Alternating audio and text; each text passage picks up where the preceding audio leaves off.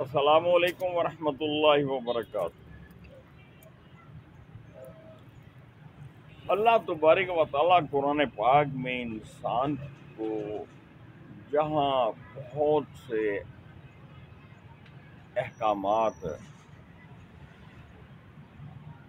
دے رہا ہے، وہاں پر ایک بہت ہی اہم حکم بار بار دیا جاتا ہے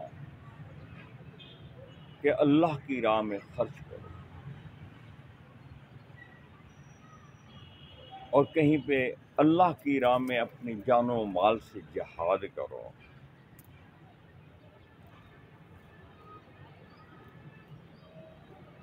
اور جو لوگ اللہ کی راہ میں خرچ کرتے ہیں،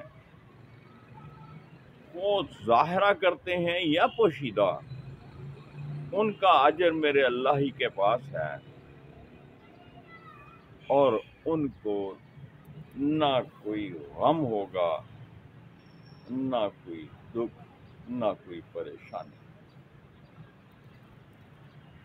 اور نہ وہ غمناک ہوں گے۔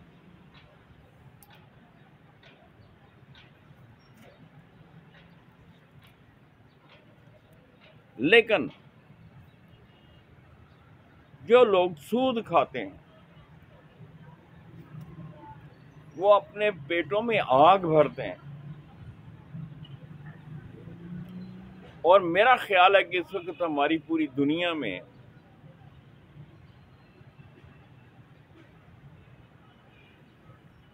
شاید ہی کوئی ایسا ملک ہو یا کوئی ایسی ریاست ہو جہاں پہ سودی کاروبار نہیں ہوتا۔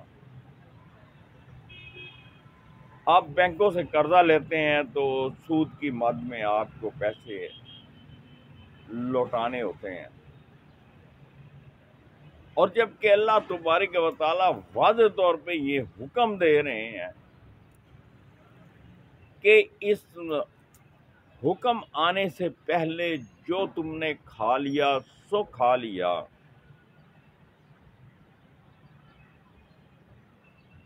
اور اس کا معاملہ اللہ کے پاس ہے، اور اگر تم نے توبہ کر لی تو اس کا صلہ اللہ کے پاس ہے۔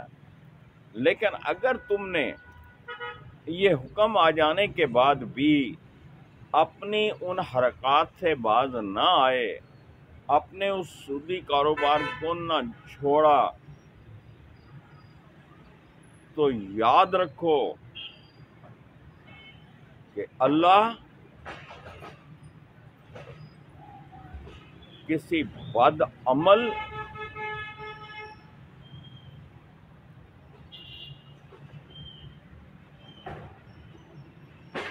اور ناشکر انسان کو پسند نہیں کرتا۔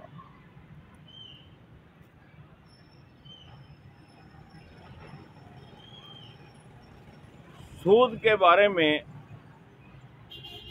اللہ تبارک و تعالیٰ کا بڑا ہی واضح حکم ہے کہ اگر تم نے کسی کو کوئی چیز دی ہے سود پر، تو اس کو وہ سود کے بغیر آپ اس کو واپس لے لیں اور اس کو سود معاف کر دیں۔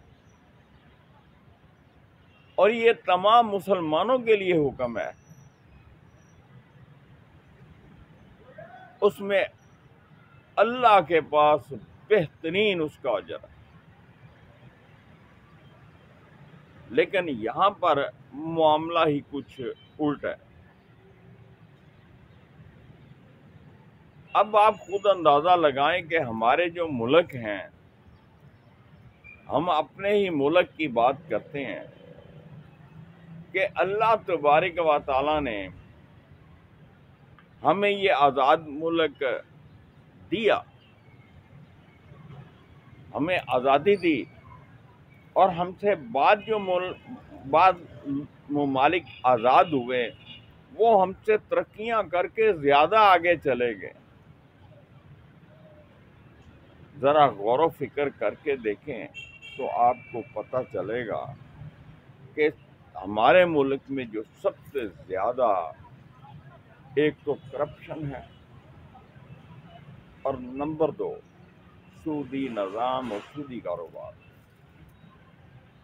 اللہ تبارک و تعالیٰ فرماتے ہیں کہ میں سود کا مٹھ مارتا ہوں اور صدقات کو پھیلاتا ہوں، بڑھاتا ہوں۔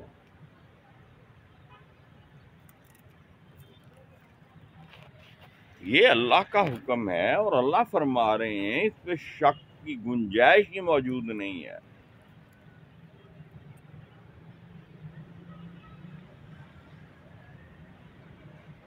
اور اس بندے کی مثال جو کہ سودی کاروبار میں مبتلا ہے، وہ اس طرح سے جس نے سود کھایا ہوتا ہے، اس کی مثال قرآن مجید میں یوں بیان کی جاتی ہے کہ وہ اسی طرح ہے جس طرح کہ شیطان نے اس کو چھو کر باولا کر دیا،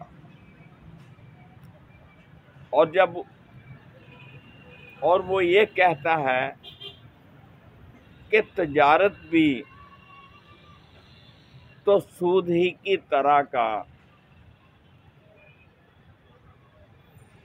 ایک سسٹم ہے۔ اللہ تبارک و تعالیٰ فرماتے ہیں کہ جو چیز اللہ نے حلال کر دی وہی حلال ہے، اور جس کو حرام کر دیا وہ حرام ہے۔ اور اس کے باوجود اگر لوگ اپنی بات پر اڑے رہے، اللہ کے احکامات کو ترجیح نہ دی، اللہ سے توبہ تائب نہ ہوئے اور سودی کاروبار کو نہ چھوڑا، تو یاد رکھو یہ کھلم کھلا اللہ اور اللہ کے رسول سے جنگ ہے۔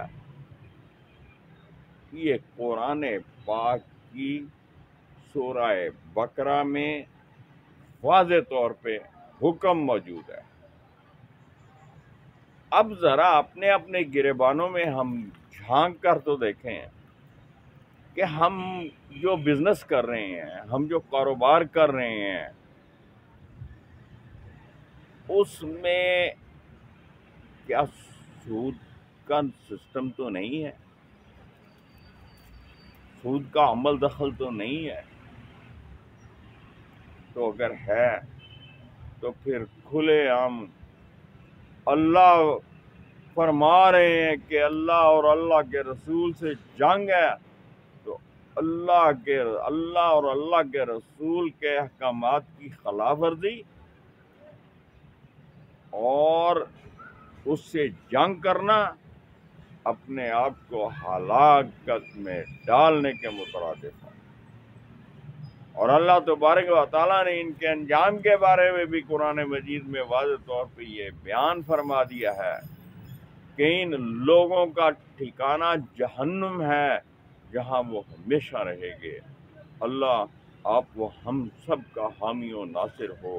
اپنا خیال رکھیے گا، دعاؤں میں یاد رکھیے گا۔ بہت بہت شکریہ۔ فی امان اللہ۔ یہ بہار ہے نیکیاں کمانے کی۔ لوگوں کے روزے افطار کرواؤ، لوگوں کو سحری دکھواؤ، اور اللہ کی راہ میں جتنا بھی آپ خرچ کر سکتے ہیں آسانی کے ساتھ وہ خرچ کریں۔ اور سب سے پہلے اپنے قریبی عزیز و احباب رشتہ داروں کا حق ہوتا ہے جو کہ مالی طور پہ کمزور ہوں، اور اس کے بعد عزیز و احباب، سب سے پہلے بہن بھائی، پھر عزیز و احباب، اور اس کے بعد دوست یار اور اہل محلہ جو قریب کے لوگ ہوتے ہیں، اور پھر آہستہ آہستہ دور کے لوگوں کی باری آتی ہے۔ اللہ ہمیں توفیق عطا فرمائے کہ ہم بھی جھولیاں بھر بھر کر نیکیاں کما سکیں۔ بہت بہت شکریہ۔ اللہ حافظ۔ دعاؤں میں یاد ضرور رکھنا، تاکید ہے آپ۔ بہت بہت